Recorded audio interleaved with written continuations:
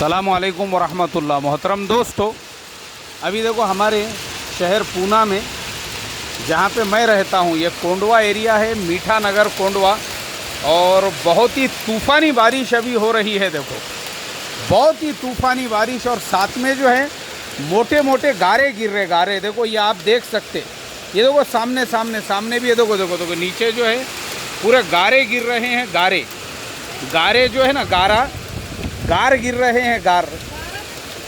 हाँ ये देखो ना, गार गिर रहे हैं। यहाँ अंदर भी आ रहे हैं मेरे घर में, लेकिन मैं बोला ज़रा थोड़ा सा बारिश का मज़ा लेना चाहिए। ये पत्थरों के घरों पे भी जो गिर रहे हैं ना, अरे अरे पानी आ रहा है अंदर पूरा मेरा। ये देखो ये नीचे नीचे देखो आप, नीचे गारे जो है माशाल्लाह।